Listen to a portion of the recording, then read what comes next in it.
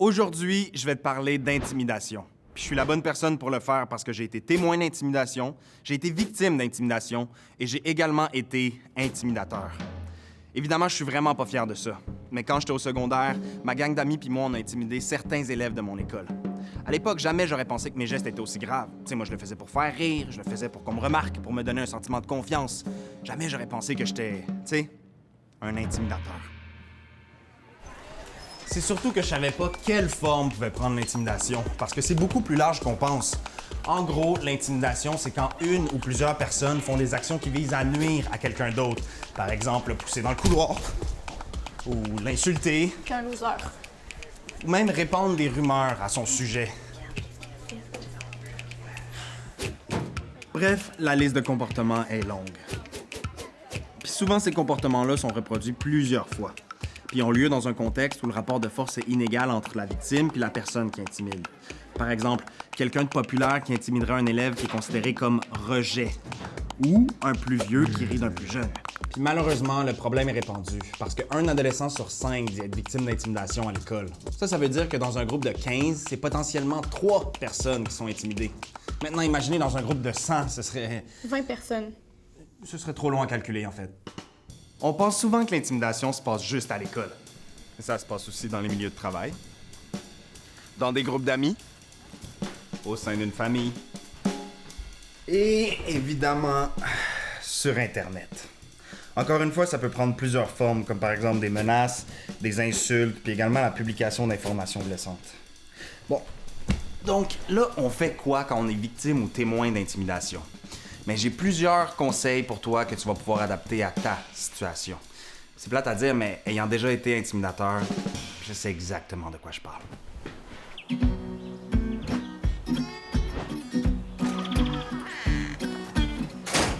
Quand une personne intimide, c'est souvent pour faire rire puis avoir de l'attention. Pour ça, elle a besoin de 2 choses.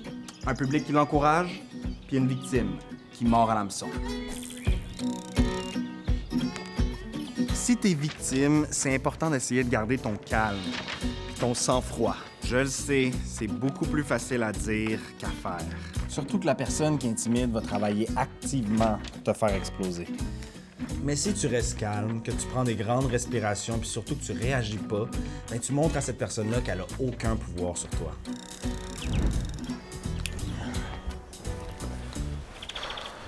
Tu peux pas contrôler la personne qui t'intimide, mais tu peux contrôler tes réactions à toi par rapport à ça. Encore une fois, je dis vraiment pas que c'est facile à faire, mais à force de retenir tes réactions, la personne va tout simplement se tanner puis aller voir ailleurs. Parce qu'on s'entend, qui veut intimider un mur? Ou insulter une plante? Ou rire du vent?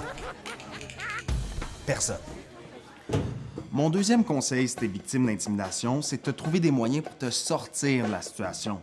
Regarde là où les personnes qui t'intimident dans les yeux, là, puis fais-leur une face qui veut dire « Ouais, c'est vraiment ordinaire ce que vous faites là. » Ensuite, tu peux faire un signe subtil à tes amis pour qu'ils viennent t'aider. Subtil, j'ai dit. Essaie de quitter le lieu, bref, n'importe quoi pour ne pas céder aux menaces puis au chantage. Si jamais c'est impossible pour toi de partir, ben mets-toi au moins des écouteurs pour te créer un espace mental.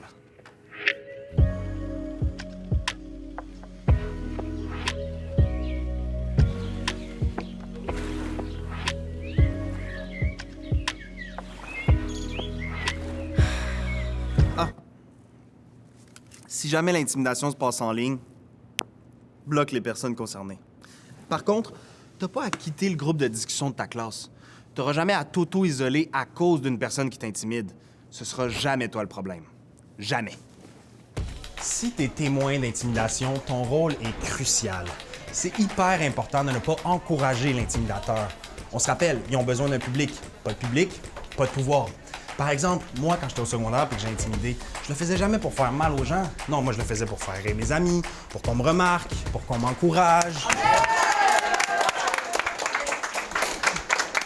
Faut pas m'encourager, la gang.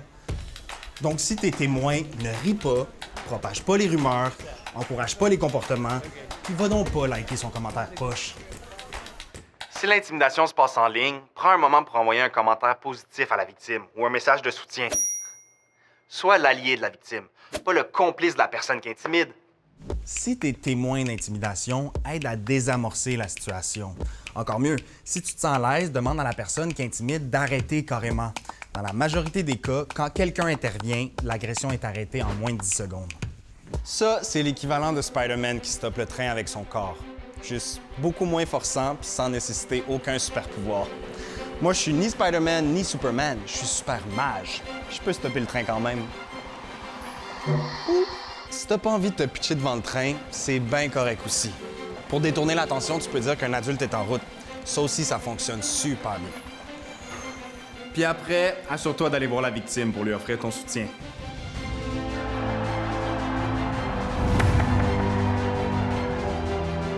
Sur Internet, le rôle de témoin est encore plus important.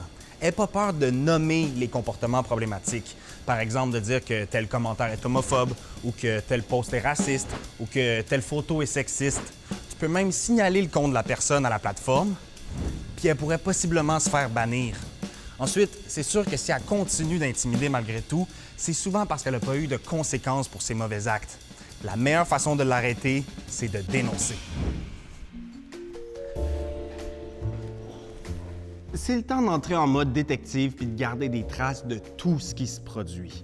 Note le lieu, le moment de la journée, les personnes concernées, note également les gestes posés, les paroles, tout.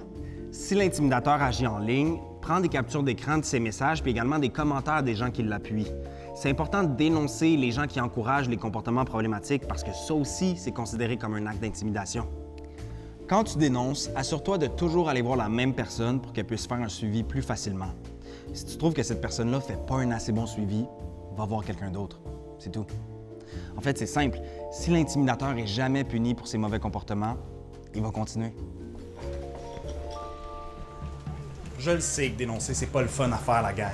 On veut pas mal paraître, avoir l'air d'un snitch, d'un stool. Ça se peut aussi que la situation ne change pas forcément du jour au lendemain. Mais une chose est sûre et certaine. Si tu dénonces pas, il n'y a rien qui va changer. Quand j'étais au secondaire, il y a des personnes qui ont menacé de nous dénoncer, mes amis puis moi. Puis franchement, ils auraient dû le faire. Parce que j'ai jamais eu de conséquences concrètes pour mes actes d'intimidation. Ce qui fait que c'est beaucoup plus tard dans ma vie que j'ai réalisé par moi-même que j'avais mal agi dans ces moments-là. Dénoncer, c'est aussi important pour que la personne qui intimide réalise le mal qu'elle fait aux autres. Finalement, ce qu'un intimidateur veut plus que tout, c'est d'avoir du pouvoir sur toi. Donc, mon dernier conseil, si tu es victime d'intimidation, tu dois t'affirmer. Avec l'aide d'une personne de confiance, fais-toi un plan de match pour lui faire face. OK. Pratique-toi devant le miroir à te tenir droit et regarder ton intimidateur directement dans les yeux. Ensuite, pense à quelque chose à lui répondre la prochaine fois qu'il essaie de t'intimider. On parle de quelque chose de court, là. Vraiment, c'est pas le temps de se lancer dans un grand discours. 5 mots maximum. Quelque chose que tu vas pouvoir lui dire d'un ton ferme, sans crier. Tu vas voir, ça va le désarçonner. Arrête. Arrête! J'ai dit non. J'ai dit non. Lâche-moi. Lâche-moi!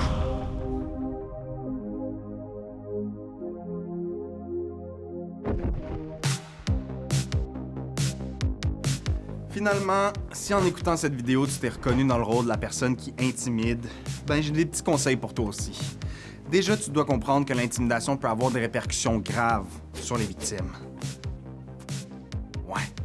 Fait que je te conseille de te mettre à la place de tes victimes pour mieux comprendre ton comportement. Ça s'applique aussi à l'intimidation en ligne. Parce que comme l'écran agit comme barrière, tu réalises pas tout le dommage que tu crées. Je te garantis qu'il est bel et bien réel.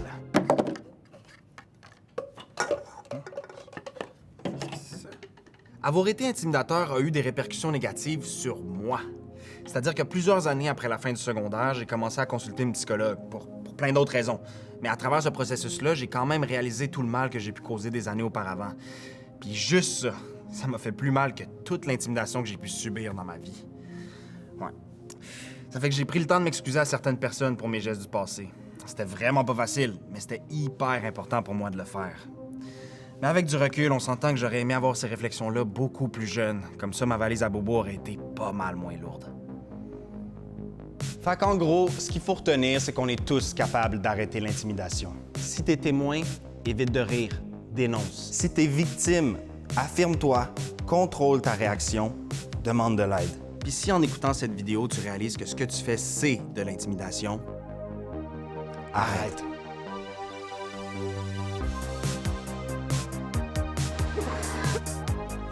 Il est bel et bien réglé. Lâche-moi! Les gens qui encouragent les